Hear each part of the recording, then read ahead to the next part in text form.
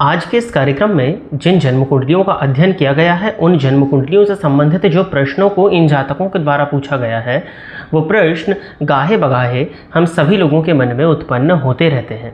जैसे कि आपकी लव मैरिज होगी या आपकी अरेंज मैरिज होगी, आपका करियर कैसा रहेगा, कितने धन को आप इस जीवन काल में अर्जित करने वाले हैं, साथ ही साथ क्या आपको पॉलिटिकल सक्सेस मिलेगी, क्या आपका पॉलिटिक्स में भविष्य है, या आप जिनके साथ भी जुड़ जाते हैं उनसे आपको धोखा मिल जाता है। किसी के साथ में यदि आप काम करते हैं तो वो व्यक्ति आपको धोखा दे देता है। कई बार छल कपट की स्थिति आपके साथ में बन जाती है और कई बार देखने में ये भी आता है कि जिसके साथ आप पार्टनरशिप करते हो वही व्यक्ति आपको धोखा दे करके चला जाता है। यानी कि आपने जिस व्यक्ति पर सबसे ज़्यादा विश्वास किया वही व्यक्ति आपको धोखा दे रहा है और वही व्यक्ति आपके नुकसान में, आपके जीवन के बहुत बड़े नुकसान में एक कारण बन रहा है। तो इसी विषय पर आज का ये कार्यक्रम होने वाला है। हो सकता है कि आपकी जन्म कुंडली इस कार्यक्रम में ना हो, आप चाहें तो आपकी जन्म कुंडली भी आने वाले अगले कार्यक्रम में आ सकती है। वो किस तरह से आएगी वो इस वीडियो में बताया जाएगा, आपको जुड़े रहना है वीडियो के साथ में। और इन जन्म कुंडलियों को जब मैं एक्सप्लेन करूँगा तो जो योग इन जन्म कुंडलियों में हैं वो योग यदि आपकी भी कुंडली में है तो आपको सतर्क और सावधान हो जाना चाहिए। साथ ही साथ क्या उपाय आपको करने चाहिए, उन विषय पर भी इस कार्यक्रम में चर्चा होने वाली है। नमस्कार, मैं यशराज तिवारी आप सभी का बहुत बहुत स्वागत करता हूं प्रोफेशनल एस्ट्रोलॉजी पर। आज मैं आप सभी के सम्मुख उपस्थित हुआ हूं आप सभी दर्शकों की जन्म कुंडली का निःशुल्क अध्ययन करने के लिए।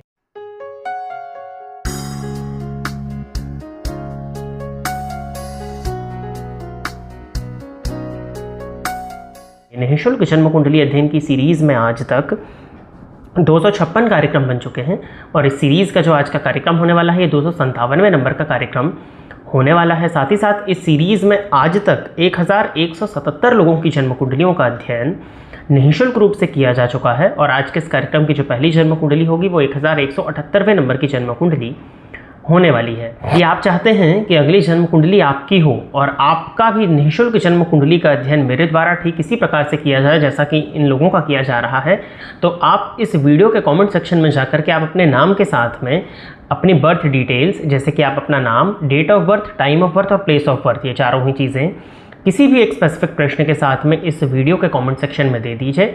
आपकी डिटेल्स को देने के कुछ समय के बाद में ही आपकी जन्म कुंडली का अध्ययन मेरे द्वारा ठीक इसी प्रकार से निःशुल्क रूप से YouTube पर वीडियो बना करके किया जाएगा। चूँकि आप वीडियो में यहाँ तक रुके हुए हैं तो जाहिर सी बात है कि कार्यक्रम आपको पसंद आ रहा है। कार्यक्रम पसंद आता है तो इस वीडियो को लाइक करें, चैनल को सब्सक्राइब करें ताकि इन फ्यूचर जो भी कंटेंट हमारे द्वारा इस चैनल पर अपलोड किया जाए उसका नोटिफिकेशन आपको मिल जाए। इसके साथ ही साथ में यदि आपका कुछ लाभ हो रहा है इस कार्यक्रम से तो और लोगों के साथ में शेयर करें ताकि औरों का भी लाभ होगा और उसका माध्यम आप दर्शक बन जाएंगे। जैसा मैंने बताया, आज के इस कार्यक्रम की हम पहली जन्म कुंडली लेते हैं। यह है नेहा सक्सेना जी। तो नेहा जी आप तैयार रहें, आपकी जन्म कुंडली मैं ले रहा हूँ। डेट ऑफ बर्थ बताया हुआ है इन्होंने 30 जुलाई 1996 और जन्म का समय दिया है रात के 8:20। जन्म स्थान है लखनऊ, उत्तर प्रदेश। नेहा जी आपकी जन्म कुंडली जो है ये कुंभ लग्न की बनती है और राशि जो है वो आपकी बनती है मकर। लग्नपति बनते हैं आपकी कुंडली में शनि, वो राशिश भी हैं, जाकर के जन्म कुंडली के द्वितीय भाव में बैठे हुए हैं और द्वितीय भाव में शनि और केतु की युति बनी हुई है। कोशिश रहेगी कि इस कुंडली का स्क्रीनशॉट आपको मिल जाए। इस वीडियो में ही आप देख पा रहे होंगे, अटैच कर दिया गया होगा।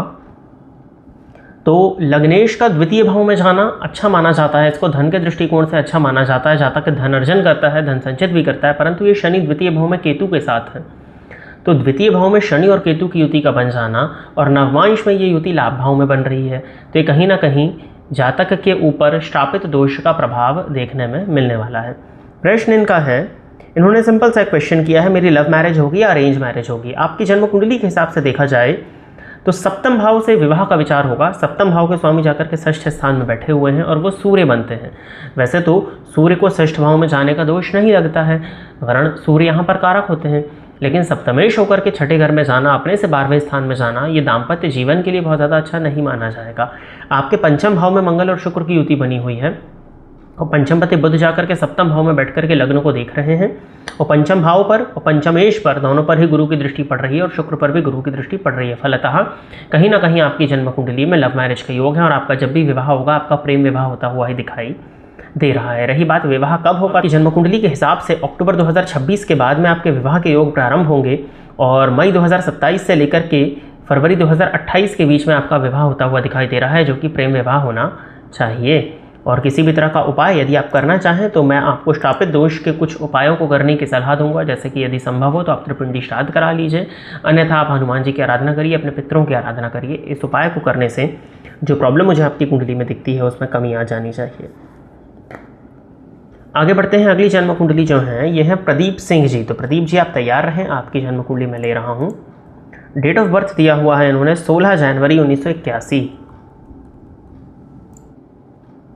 सुबह के 5:45 का इनका जन्म है और जन्म स्थान है Jabalpur, Madhya Pradesh.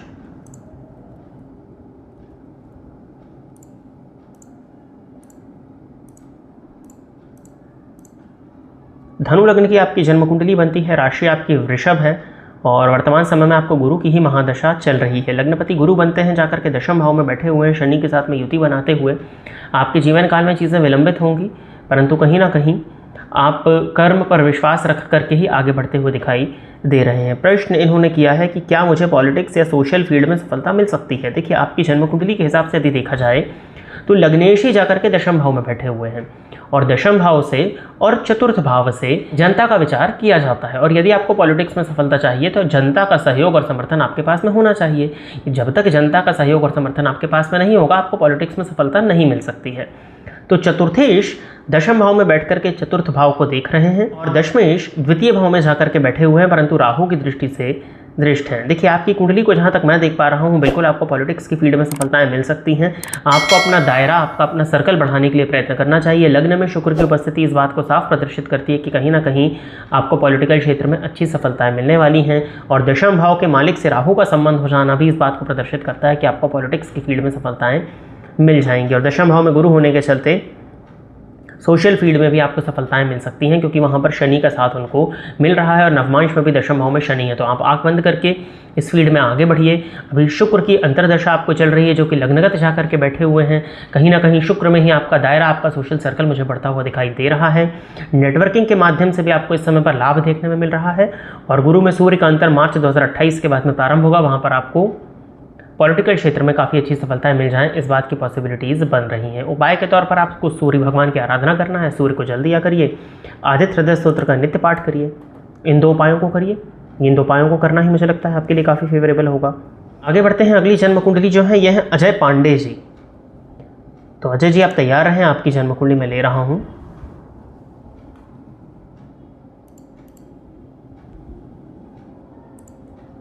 Date of birth दिया है इन्होंने 25 अक्टूबर 1989, समय दिया है जन्म का रात के 8:30 और जन्म स्थान है रीवा, MP।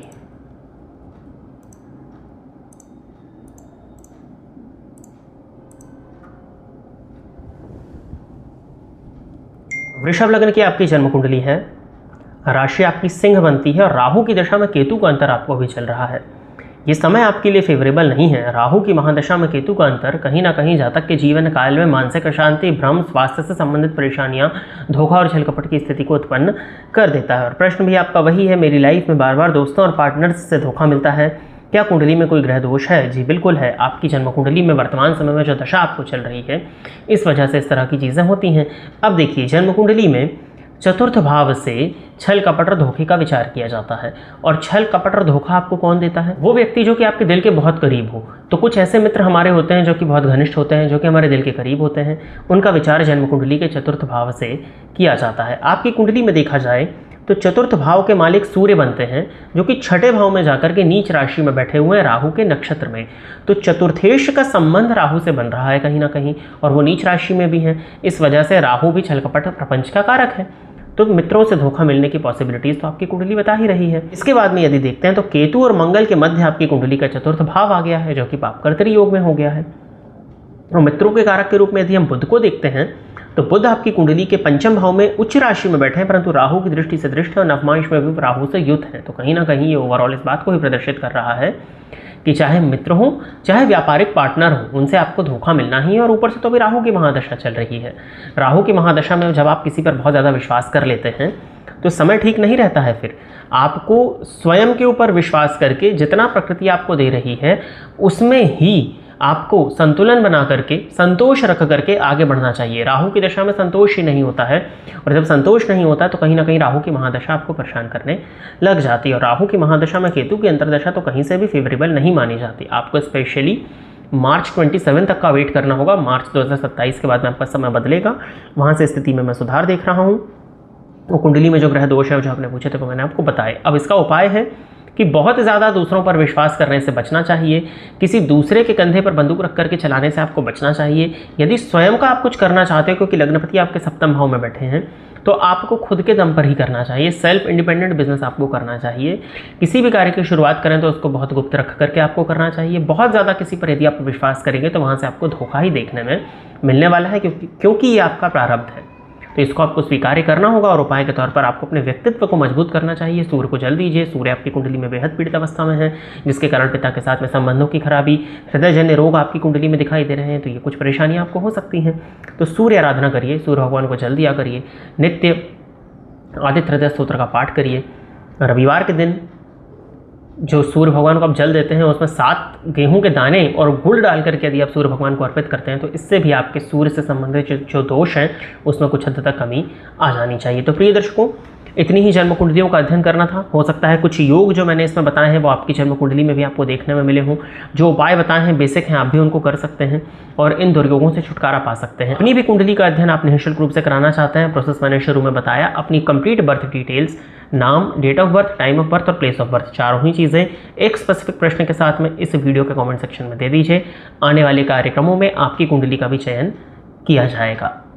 कार्यक्रम पसंद आता है वीडियो को लाइक करें, चैनल को सब्सक्राइब करें, ताकि इन फ्यूचर जो भी कंटेंट मेरे द्वारा इस चैनल पर अपलोड किया जाए उसका नोटिफिकेशन आपको मिलता रहे। आज के इस कार्यक्रम में बस इतना ही रखते हैं।